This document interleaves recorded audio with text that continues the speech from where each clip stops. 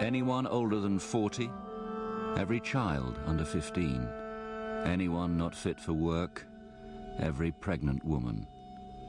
Most were led straight to crematoria 2 and 3,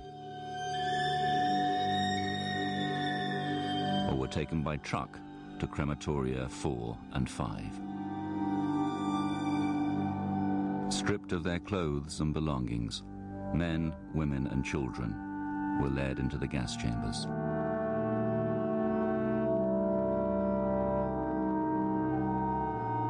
Kitty Hart Moxon was 15 years old when she arrived at Birkenau. She witnessed the entire process of extermination. Mine was the very first hut overlooking the gas chamber in crematorium 4. But you could see what was going on. And that's when it was so incredible to actually watch hundreds and thousands of people coming in front of me, because separated by a electrified fence and not being able to communicate, because it was forbidden to communicate with these people. The arrival procedure of one transport of Hungarian deportees was photographed by an SS guard. When we were outside, we were first separated, men and women. And this was the last time I saw my father. And then I was separated from my mother, who had to be dragged out already. She didn't know where she was. She had collapsed mentally and physically. And she was straight away taken to the chimney, which was belching out smoke, and we had this terrible stench on arrival, which we didn't know at that time, but we found out later it was burning bodies. So I thought at least she didn't have to go through the whole thing, what happened afterwards, because she couldn't have taken it. I mean, she obviously was not strong enough to take it. Many of them were in a very, very bad state. Others were just totally bewildered, I would say. But nobody in their own imagination would have imagined they were going straight to die.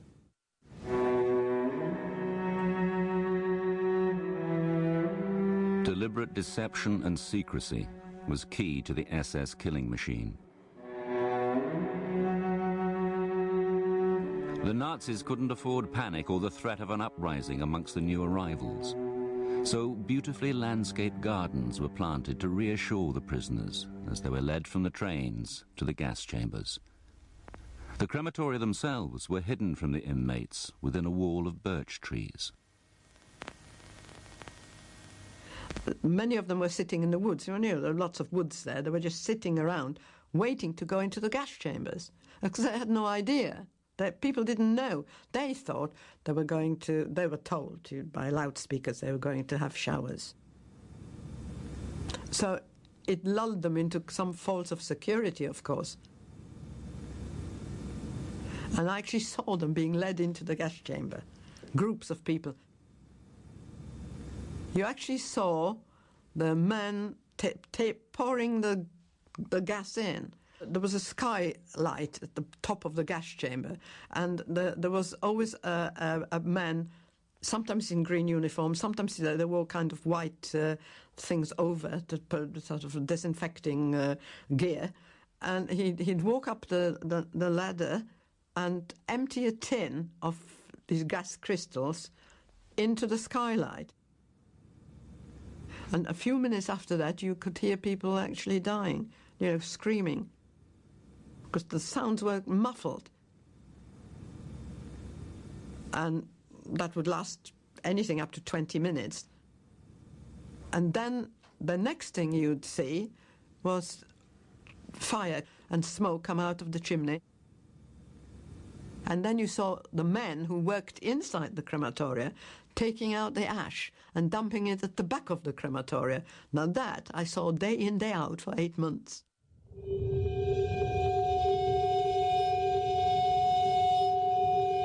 The increase in arrivals demanded the extension of a special section known as Canada.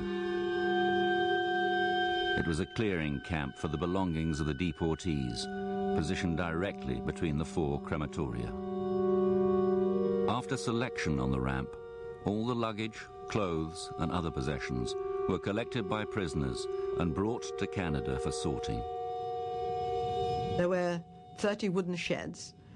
In those sheds were most of the belongings of the people, all jumbled up. Food, prams, toys, everything. You see, I was sorting men's jackets for 8 months. Nothing but men's jackets I had to sort. You had to do a certain quota, and if you didn't, because you got punished. There's one hut that has shoes piled up to the roof of the hut, just shoes jumbled up. People were actually told, when they were taken to the gas chamber, to tie their shoes together so that they can find them again. But of course that wasn't true. That was so that they could be found and shipped to Germany, because all the stuff was eventually shipped to Germany.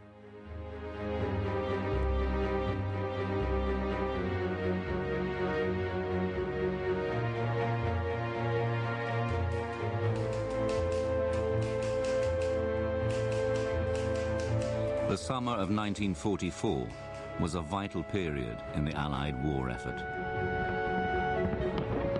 The Normandy invasion and the battle for France. The V-bomb attacks on Britain. And the Americans' intense fighting against the Japanese in the Pacific. All competed for Allied resources and priority. In the midst of this turmoil, both the British and American governments received formal diplomatic requests to act against the killing at Auschwitz. On the 6th of July, Churchill was notified of a petition by the Jewish Agency. It had received reports that 400,000 Hungarian Jews had already been deported to Auschwitz. Now it was appealing to Churchill's government in London and to the US War Department in Washington to do something to stop the killing.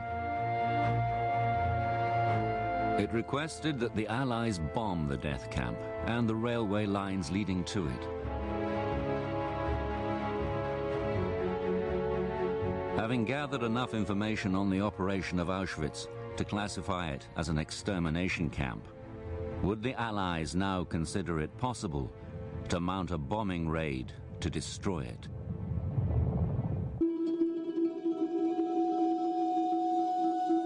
By July 1944, the Allies had more detailed information than ever before about the atrocities at Auschwitz death camp. The detailed accounts by escapees of the extermination process and intelligence on the ongoing deportations prompted calls for action from several Jewish organizations. Finally, in London and Washington, the debate over Auschwitz began. At the same time, aerial reconnaissance interpreters were learning more and more about the IG Farben factory at Monowitz. Still under construction, it was one of Germany's largest synthetic oil refineries.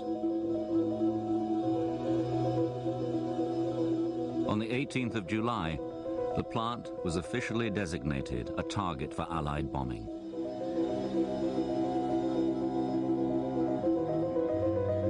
But again, the interpreters failed to realize that Monowitz was part of the Auschwitz slave labor system, just 7 kilometers from the main extermination center of Birkenau.